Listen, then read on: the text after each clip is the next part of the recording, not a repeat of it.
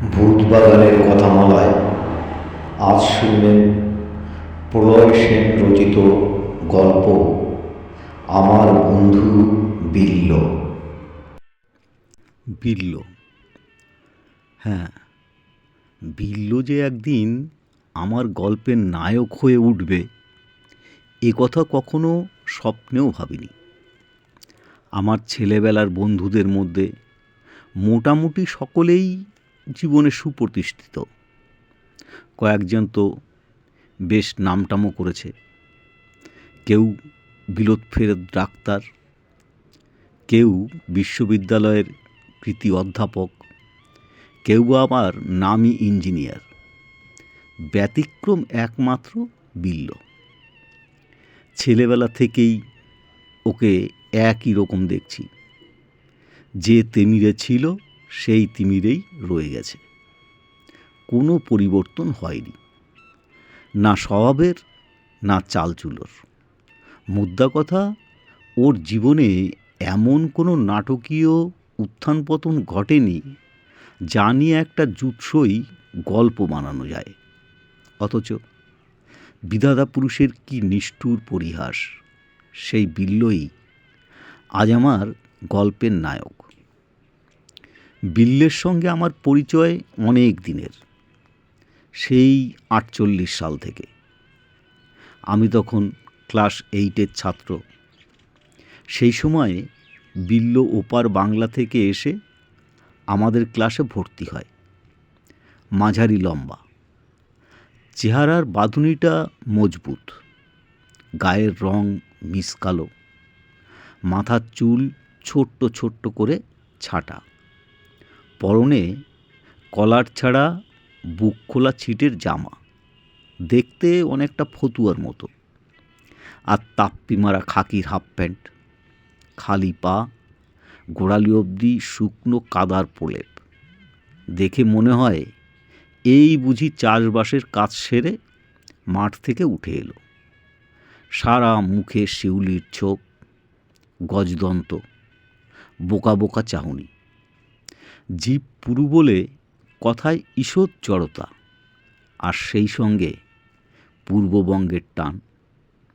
এহেন গেয়েও ভূতকে পেয়ে আমরা তো আহ্লাদে আটখানা। আমাদের উচ্ছ্বাস দেখে কে? প্রথম দিন থেকেই ক্লাস শুদ্ধ সবাই ওর পেছনে লাগলাম। একটু অন্যমনস্ক হলো কি, অমনি আমরা ওর খাতা বই হাতিয়ে নিতাম। পেছনের বেঞ্চে বসে টিপ করে ইটের টুকরোর মাথায় ছুঁড়ে মারতাম। জামায় কালি ছিটোতাম। স্কুল ছুটির পর ছল ছুতো করে ঝগড়া বাঁধাতাম, আর সেই সুযোগে চড়থাপ্পড় কষিয়ে কিংবা গাঁটটা মেরে হাতের সুখও করে নিতাম। আমাদের দেখা দেখি মাস্টার মশাইরাও প্রথম দিকে বিল্লর প্রতি নির্দয় ছিলেন। পড়াশুনোয় মনোযোগ থাকলেও মগজে তেমন বুদ্ধি ছিল না ওর। তার উপর আমাদের লাগানি ভাঙানি, ফলে প্রায় প্রত্যেক পিরিয়ডেই বিল্লকে তুচ্ছ কারণে গুরুদণ্ড ভোগ করতে হতো। কখনো জুটত বেত বা ডাস্টারের বাড়ি, কখনো বা নীল ডাউন হয়ে থাকতে হতো গোটা পিরিয়ড, কখনো দোকান ধরে ক্লাসরুমের বাইরে দাঁড়িয়ে থাকতে হতো ওকে। বাইরের থেকে দেখে হাদা গঙ্গারাম বলে মনে হলে কি হবে, বিল্লর ভেতরটা কিন্তু আশ্চর্য রকমের ধাতু দিয়ে তৈরি। যে কোনো অত্যাচার আর অবজ্ঞা নীরবে সহ্য করার মতো এক দুর্লভ গুণ ছিল ওর। ফলে যা হয়, প্রতিপক্ষ যদি সব নিপীড়ন হাসি মুখে হজম করে নেয়, তাহলে লড়াই বেশি দূর এগোয় না। যে কারণে মাস 1.5-2-এর মধ্যেই আমাদের উৎসাহে ভাটা পড়তে লাগলো। গ্রীষ্মের ছুটির পর গোটা ব্যাপারটাই উল্টোমুখো হয়ে গেল। যেন এক জাদু মন্ত্র বলে বিল্ল আমাদের রাতারাতি জয় করে ফেলল। আসলে ওর স্বভাবে এমন একটা আন্তরিকতার সজল স্পর্শ ছিল যে ওকে উপেক্ষা করার জো ছিল না। পাত্তা না দিলেও ও আমাদের সঙ্গ ছাড়ত না। বলতে গেলে একরকম জোর জবরদস্তি করে বিল্ল আমাদের ভালোবাসা আদায় করে নিয়েছিল। এর ওর খাতা কেড়ে নিয়ে রুল টেনে দেওয়া, প্রত্যেকের ক্ষয়ে যাওয়া পেন্সিলের শীষ সুন্দর করে কেটে দেওয়া থেকে ছেঁড়া বই কিংবা ফেঁসে যাওয়া খাতা বাড়িতে নিয়ে গিয়ে চমৎকার করে বাঁধাই সেলাই করে ফেরত দেওয়া, এমনি টুকিটাকি উপকার করতো আমাদের। তাছাড়া কথায় অল্প জড়তা থাকলেও দারুণ সব গল্প জানত বিল্ল। সেগুলো কোনো বইয়ে পড়া মামুলি গল্প নয়, একেবারে টাটকা শাক সবজির মতোই গ্রাম থেকে আমদানি করা। তার কোনোটা ভূতের, কোনোটা মজার, কোনোটা আবার বিচিত্র অভিজ্ঞতার। টিফিনের সময় আমরা হই হুল্লোড় মুলতবি রেখে ওর চারপাশে গোল হয়ে বসে সবাই গল্প গিলতাম একেবারে গোগ্রাসে। সত্যি বলতে কি, শেষের দিকটায় এমন হয়ে গিয়েছিল যে বিল্ল কোনো কারণে স্কুলে না এলে সারাটা দিন আমাদের কেমন যেন আলুনি আলুনি লাগতো। পীড়নের মতো ভালোবাসা ব্যাপারটাও সম্ভবত ছোঁয়াচে। মাস্টারমশাইরাও ধীরে ধীরে বিল্লকে ভালো চোখে দেখতে শুরু করলো। সরস্বতী পুজো আসছে। হেড স্যার দারোয়ানের হাতে চিরকুট ধরিয়ে দিয়ে বিল্লকে ডেকে পাঠালেন। পুজোর মূল দায়িত্ব ওকে দেয়া হলো। দক্ষিণ কলকাতা স্কুল লিগের ফুটবল খেলা, গেম টিচার অসুস্থ, কে ছেলেদের নিয়ে খেলতে যাবে লেক মাঠে, তলব করা হলো বিল্লকে। দলের দেখাশোনার ভার পড়ল ওর উপরে। স্কুলের বার্ষিক পুরস্কার বিতরণী উৎসব, ভলান্টিয়ার ইনচার্জ করা হলো বিল্লকে। পড়াশোনায় তেমন ভালো না হলেও জনপ্রিয়তায় একসময় ও স্কুলের সকলকে ছাড়িয়ে গিয়েছিল। বিল্লর সঙ্গে আমার ঘনিষ্ঠতার একটা বড় কারণ, ওরা থাকতো আমাদের বাড়ির খুব কাছেই। আমাদের বাড়ির পেছনে চৌধুরীদের বাগান, তারপর মস্ত একটা পুকুর ছাড়লে রেল গুমটির লাগোয়া এক মাঠ কোঠায় থাকতো ওরা। মনে পড়ে ছুটির দিনে প্রায়ই ঢু মারতাম সেই মাঠ কোঠায়। পরপর দুখানা ঘর, একখানা ঘর ভাড়া নিয়ে এক ছুতোর মিস্ত্রি থাকতো, আর একটা থাকতো বিল্লরা। সেটাকে ঘর না বলে অন্ধকূপ বলাই ভালো। ছোট একটা ফোকর ছাড়া জানলা টানলা ছিল না।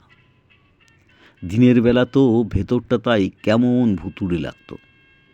তিনটি প্রাণী নিয়ে বিল্লদের সংসার, ওর মা, দাদা আর ও নিজে। বাবা মারা গিয়েছিল আগেই। ওর দাদা ছিল আমাদের থেকে বছর দুয়েকের বড়। ওপার থেকে এসে দাদা আর স্কুলে ভর্তি হয়নি, ট্রেনে মশলা মুড়ি বিক্রি করত।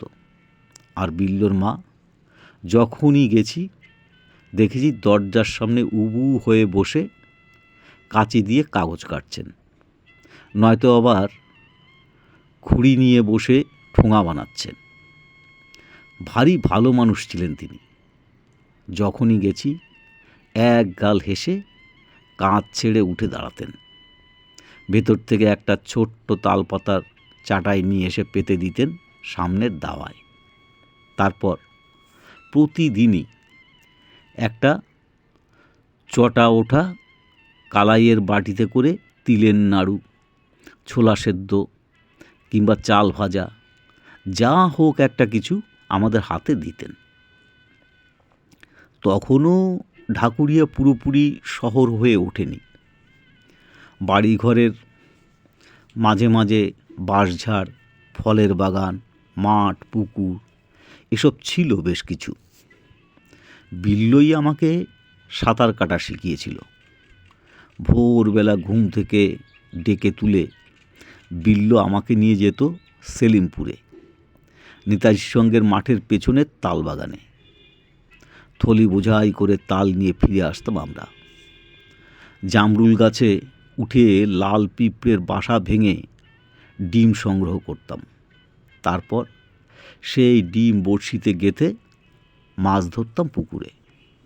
তখন ঢাকুরিয়া আর যাদবপুরের সীমানা বরাবর একটা বড় গড়খাই ছিল। গড়খাইয়ের ওধারে ধান ক্ষেত। পুজোর পর হেমন্তের শুরুতে ধান পাকতে শুরু করলে সেই ক্ষেতে উড়ে আসতো ঝাঁকে ঝাঁকে বনটিয়া।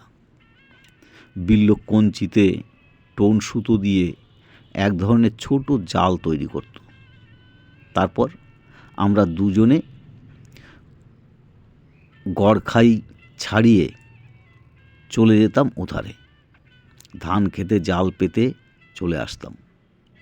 বেশ খানিকক্ষণ বাদে ফিরে গিয়ে দেখতাম জালে একটা দুটো কখনো বা তিনটে পর্যন্ত পাখি ধরা পড়েছে। বিল্লো একটা করে পাখি জাল থেকে বের করত।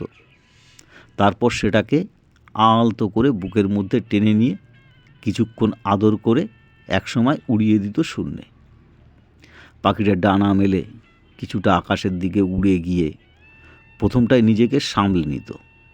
তারপর যতক্ষণ না ধান ক্ষেতের দিগন্তে হারিয়ে যায় ততক্ষণ বিল্লোর সে কি উল্লাস! মুখে একটা অদ্ভুত শব্দ করে ক্রমাগত হাততালি দিতে থাকত। এমনি করে পাখিগুলোকে উড়িয়ে দিয়ে ও যে কী আনন্দ পেত জানি না। একবার শীতকালে আমাদের বাড়ির ছাদতলায় একটা সুন্দর ছোটোখাটো ফুলের বাগান তৈরি করে দিয়েছিল বিল্লো।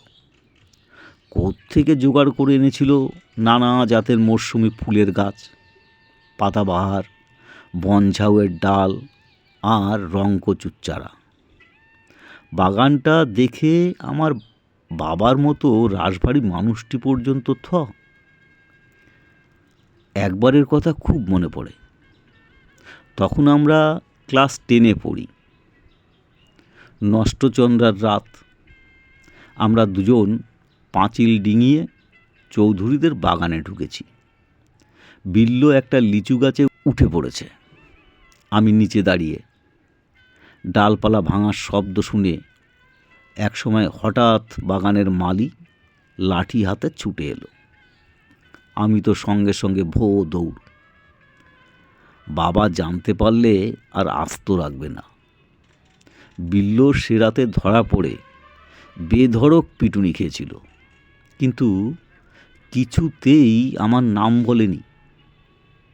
ক্লাস 8 থেকে 9-এ সেকেন্ড চান্সে এবং 9 থেকে থার্ড চান্সে 10-এ উঠলেও বিল্লো টেস্ট পরীক্ষায় অ্যালাউ হতে পারেনি। সেই সময় ওরা মাঠকোটা ছেড়ে রেল লাইনের ওধারে বেশ কিছুটা দক্ষিণে এক উদ্বাস্তু কলোনিতে চলে যায়। সামনে ফাইনাল পরীক্ষা।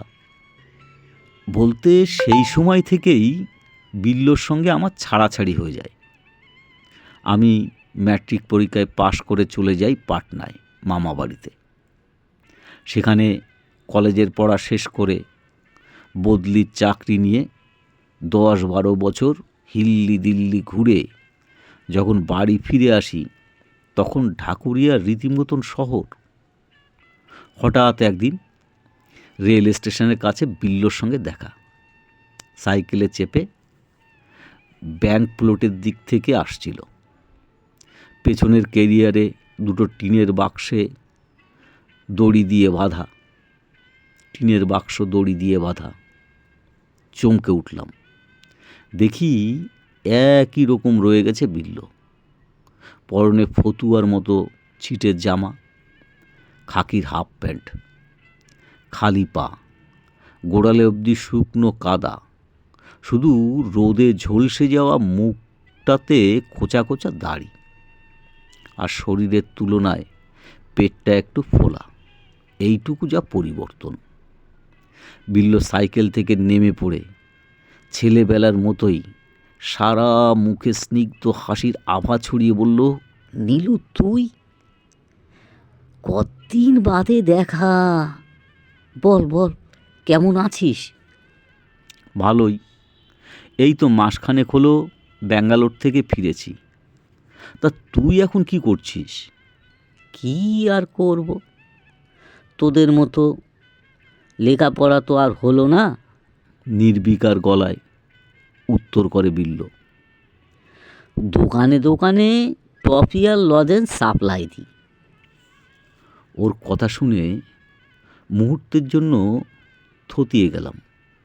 তারপর প্রসঙ্গটাকে পাশ কাটানোর জন্য শুধলাম, তোর বাড়ির সবাই ভালো আছে তো? তুই যাদের দেখেছিস তারা কেউ বেঁচে নেই। আবার ভাবলেশীন গলায় উত্তর করল বিল্ল। দাদা মারা যায় 54 সালে। চলন্ত ট্রেনের কামরা বদল করতে গিয়ে পা হড়কে নিচে পড়ে যায়। আর মা গত বছর। এরপর আর কি প্রশ্ন করা যায় ভেবে উঠতে পারলাম না। তাই তাড়াতাড়ি হাত ঘড়িতে চোখ নামিয়ে শশব ব্যস্ত হয়ে বললাম, এখন চলি রে, অফিসের তাড়া। হাতে সময় নিয়ে ছুটির দিন একবার বাড়িতে আয়, চুটিয়ে গল্প করা যাবে। হুম, মাথা ঝাঁকল বিল্ল।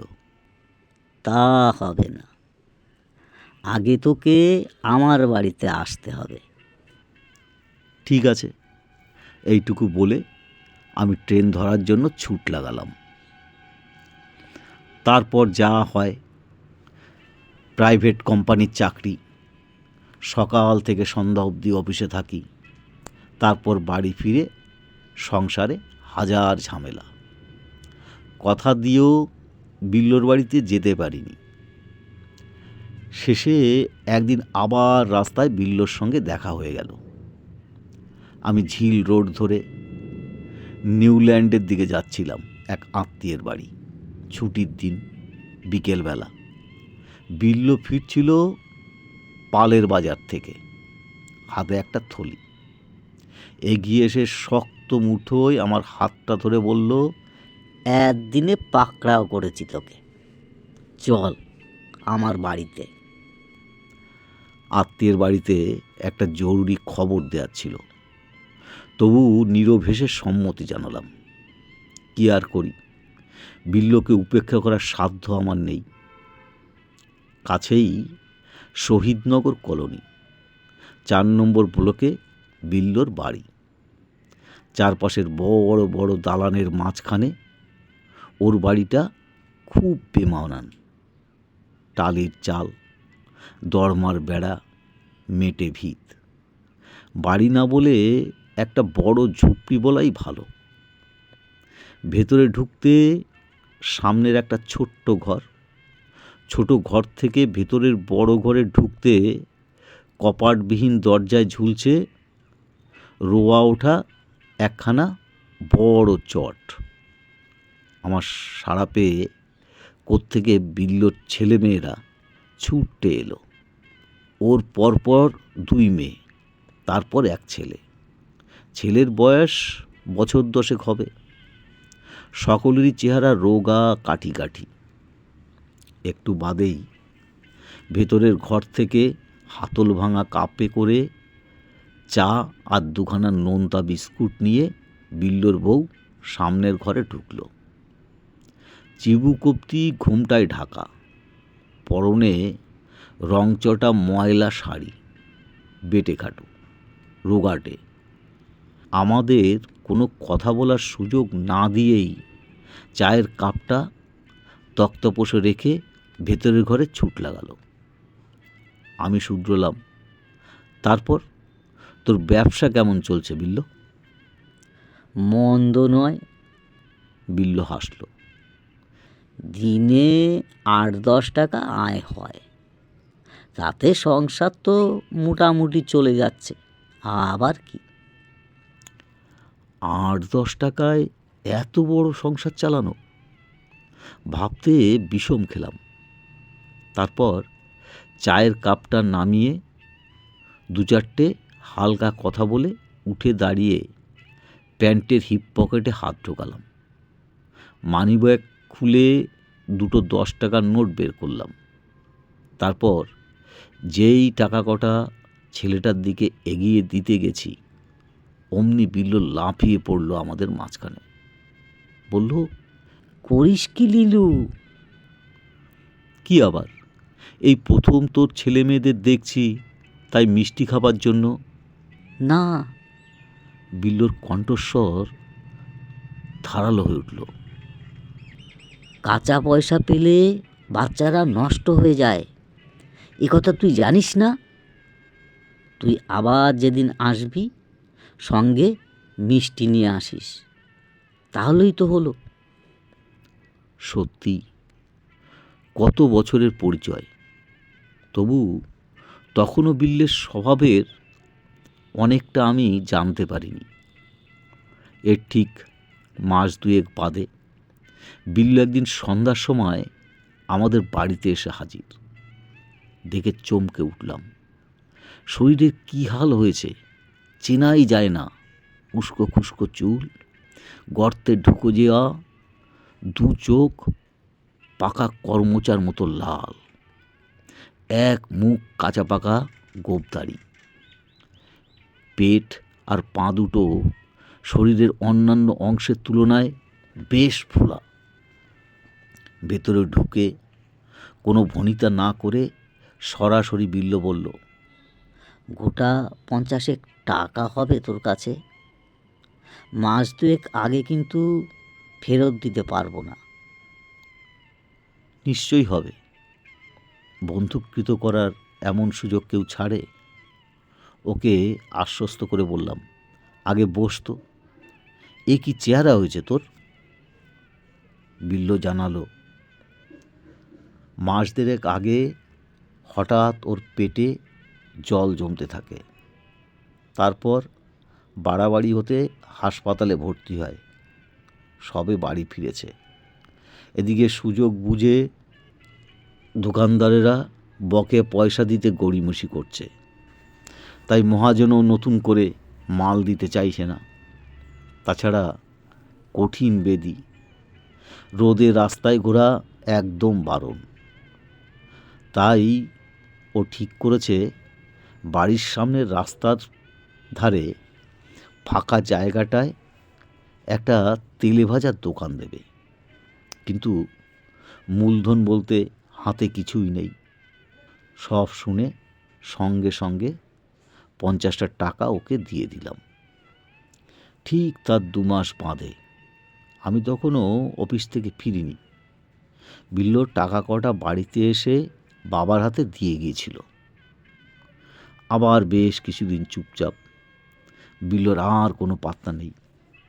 শেষে গত ডিসেম্বর মাসের শেষের দিকে এক রবিবার সকালে বিল্লো এলো। আমি তখন বাইরের ঘরে বসে খবরের কাগজ পড়ছি। ওর চেহারা আরও ভেঙে গেছে, রীতিমতন ধুঁকছিল।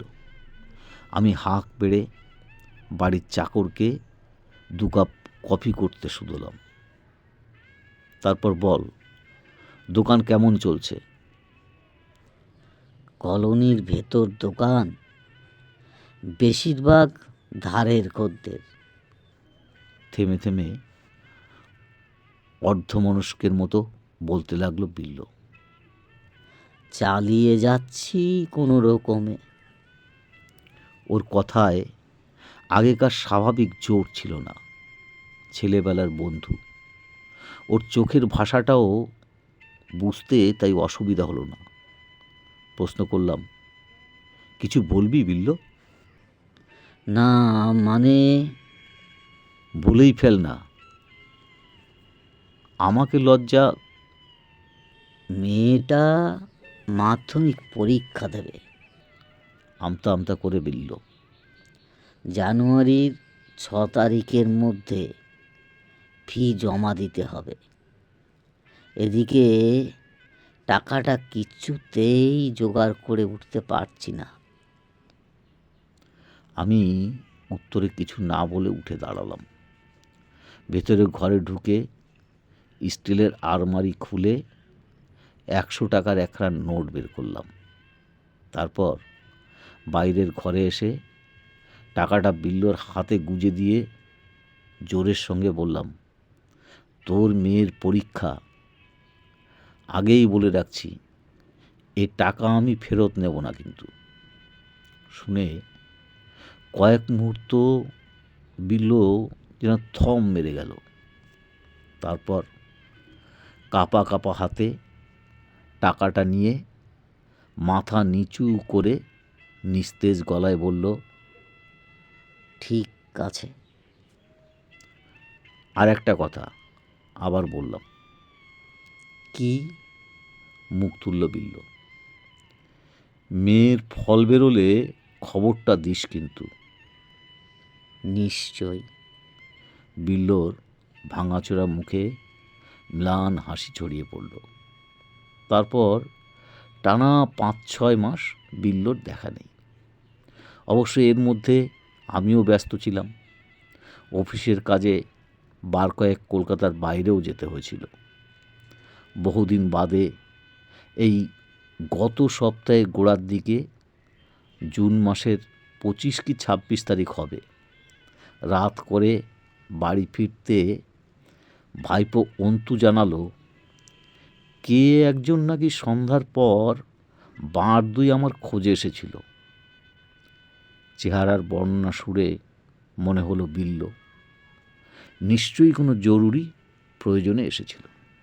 ভাবলাম ছুটির দিন সময় করে একবার ঢু মারব ওর বাড়িতে, কিন্তু তার আর দরকার হলো না। জুন শেষ হয়ে জুলাই মাস পড়তে না পড়তে পর পর 3 দিন রাস্তায় দেখা হয়ে গেল বিল্লোর সঙ্গে। প্রথমবারই সন্ধ্যার পর, কিন্তু কোনো কথা হয়নি। ব্যাপারটাও তুই অদ্ভুত। প্রথম দেখা হলো সেলিমপুর রোডের মুখে। বিল্লো বাস স্টপের ধারে একটা স্টেশনারি দোকানের সামনে দাঁড়িয়ে। আমাদের ছেলেবেলার ওই দিকটা ছিল তালবাগান, আমি রাস্তার উল্টো দিকে। যোধপুর পার্কের এক চীনের লন্ডি থেকে কাপড়ের প্যাকেট নিয়ে ফুটপাথে নামছি। হঠাৎ ওকে রাস্তার ধারে দেখতে পেয়ে সামনের দিকে পা বাড়ালাম, কিন্তু একটা ডবল ডেকার এসে দাঁড়িয়ে পড়ল মাঝখানে। রাস্তা পার হতে আধ মিনিটের মতো সময় লাগলো। ওধারে পৌঁছে দেখি বিল্লো নেই। সেলিমপুর রোডের ভেতরে ঢুকলাম, ফের বড় রাস্তায় ফিরে এলাম। তাকালাম এদিক ওদিক। আশ্চর্য, জল জ্যান্ত মানুষটা তো আর হাওয়ায় মিলিয়ে যেতে পারে না। শেষে খেয়াল হলো বিল্লো হয়তো বাস ধরে যাদবপুরের দিকে কোথাও গেছে, আমাকে দেখতে পাইনি। পেলে নিশ্চয়ই দাঁড়াতো। পরের দিন দেখা আমাদের পুরনো স্কুল বাড়ির সামনে। অফিস ফিরতে আমি ট্রেন থেকে নেমে স্টেশন রোড ধরে বাড়ির দিকে আসছি। বিল্লো স্কুল গেটের ধারে দাঁড়িয়েছিল।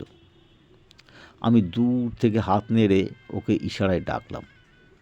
তারপর পাশের দোকান থেকে পাউরুটি কিনে ঘুরে দাঁড়িয়ে দেখি বিল্লো নেই। ভাবলাম কোনো কারণে হয়তো ভেতরে ঢুকেছে। একটা সিগারেট ধরিয়ে অপেক্ষা করতে লাগলাম। দেখতে দেখতে মিনিট 10-12 কেটে গেল। শেষে এগিয়ে যেতে দেখি স্কুল গেটে তালা ঝুলছে। ভেতরটা অন্ধকার, কোনো আলো টালো জ্বলছে না। এবারেও মনে হলো বিল্লো হয়তো আমাকে দেখতে পায়নি। তৃতীয়বার দেখা আমাদের বাড়ির পেছনের রাস্তায়। একসময় ওদিকটায় ছিল চৌধুরীদের মস্ত ফলের বাগান। এখন ওখানে হাল ফ্যাশনের বাড়ির ভিড়। অফিস থেকে বাড়ি ফিরে তুলসীবাবুর বাড়ি যাচ্ছিলাম। ভদ্রলোক খুব আড্ডাবাজ। মাঝে মধ্যে ওর বাড়িতে গিয়ে গল্পগুজব করি। ওদের রাস্তায় ঢুকতেই দেখি একেবারে কোনায় ডাক্তার দত্তের বাড়ির সামনে চাপা ফুল গাছটার নিচে বিল্লো দাঁড়িয়ে। ডাক্তার দত্তর চেম্বার বাড়িতেই। আবছায় দাঁড়িয়ে থাকলেও বিল্লোকে চিনতে ভুল হলো না। বুঝলাম ও ডাক্তার দত্তকে দেখাতে এসেছে। চেঁচিয়ে বললাম, এই বিল্লো, দাঁড়া। আমার ডাক শুনে বিল্লো নড়ে চড়ে উঠল। কাছে যেতে দেখি গাছতলায় ও নেই। ডাক্তার দত্তর চেম্বারে ঢুকলাম, সেখানেও বিল্লোকে দেখতে পেলাম না। রাস্তায় নেমে পাশের গলিতে গেলাম, কানা গলি, শুনশান রাস্তা, সেখানেও কাউকে দেখতে পেলাম না। মনটা দমে গেল বিল্লোর ব্যবহারে। বারবার আমাকে দেখেও ও কেন পালিয়ে যাচ্ছে বুঝতে পারলাম না। তুলসীবাবুর ডেরায় আর যাওয়া হলো না, বাড়িতে ফিরে এলাম। পরের দিন খুব ভোরে বহরমপুর থেকে আমার এক দূর সম্পর্কে কাকা, তার ছোট ছেলে আর এক বাক্স মিষ্টি নিয়ে আমাদের বাড়িতে হাজির। ছেলেটি মাধ্যমিকে ভালো ফল করেছে। কাকার ইচ্ছে ছেলেকে কলকাতায় কোনো নামী কলেজে ভর্তি করা। সঙ্গে সঙ্গে আমার বিল্লোর কথা মনে পড়ে গেল। মাধ্যমিক পরীক্ষার ফল বেরিয়েছে জুন মাসের 23 তারিখে। বিল্লোর মেয়ে মাধ্যমিক দিয়েছিল, তবে কি মেয়েটা ফেল করেছে? তাই বিল্লোর লজ্জায় আমাকে এড়িয়ে চলেছে। কিন্তু তাই বা কেন হবে? মেয়ের পাশ ফেলের সঙ্গে আমাকে এড়িয়ে যাবার কী সম্বন্ধ? বিল্লো তো সে ধরনের নয়। তাহলে আর কি হতে পারে? হঠাৎ আমার চিন্তায় ছেদ পড়ল। তবে কি বিল্লো মিথ্যে কথা বলে টাকা কোটা আমার কাছ থেকে নিয়ে গেছে? সত্যি কি ওর মেয়ে মাধ্যমিক পরীক্ষা দেয়নি? অসম্ভব নয়। বিল্লো আমার ছেলেবেলার সবচেয়ে প্রিয় বন্ধু হলেও রক্ত মাংসের মানুষ তো। অভাবে স্বভাব নষ্ট হয়, একথা কে না জানে। কিন্তু তখনও আমার বিল্লোকে জানতে কিছুটা সময় বাকি।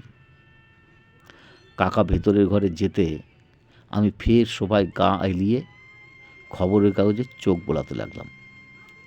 খানিক বাদে আবার কলিং বেলের আওয়াজ। বিরক্ত হয়ে দরজা খুলে দেখি এক মাঝবয়সী ভদ্রলোক, সঙ্গে 10-11 বছরের একটি ছেলে। ছেলেটির গায়ে একটা আনকোরা মার্কিন কাপড় জড়ানো, খালি পা, হাতে একটা পাকানো কুশের আসন, গলায় ধরা, তাতে ঝুলছে একটা লোহার চাবি। ভদ্রলোক বললেন, আপনি আমাকে চিনবেন না, শহীদনগর থেকে আসছি। আগামীকাল বিল্লবাবুর কাজ। ওর স্ত্রী বারবার করে বলে দিয়েছে আপনাকে একবার যেতে হবে। সে কি? বিল্লো মারা গেছে? কবে? বলতে গিয়ে আমার গলার স্বরটা চিরে গেল। গত মাসের 25 তারিখ সকাল 8টায়। তার আগের দিন মাঝরাত থেকে হঠাৎ রক্তবমি শুরু করলেন। হাসপাতালে নিয়ে যাওয়ার আগেই সব শেষ। আমি বজ্রাহতের মতো খানিকক্ষণ চুপচাপ দাঁড়িয়ে রইলাম। তারপর একসময় নিজেকে সামলে নিয়ে জিজ্ঞাসা করলাম, ওর বড় মেয়ে কি পাশ করেছে? হ্যাঁ, 2nd ডিভিশনে। একটু থেমে মলিন হাসলেন ভদ্রলোক। ফের বললেন, বিল্লবাবু মারা যাওয়ার আগে মেয়ের পরীক্ষার ফল জেনে গিয়েছিলেন। এইটুকু যা সান্ত্বনার। শুনে আমার মাথার ভিতর বিদ্যুৎ চমকাতে লাগলো। তবে কি বিল্লো নিজের কথা রাখবার জন্য মৃত্যুর পরও গত কদিন মেয়ের পরীক্ষার পাশের খবরটা জানাবার জন্য রাস্তায় আমাকে দেখা দিতে চেয়েছিল? আমি আর ভাবতে পারছিলাম না। সব কেমন যেন আস্তে আস্তে তালগোল পাকিয়ে যাচ্ছিল।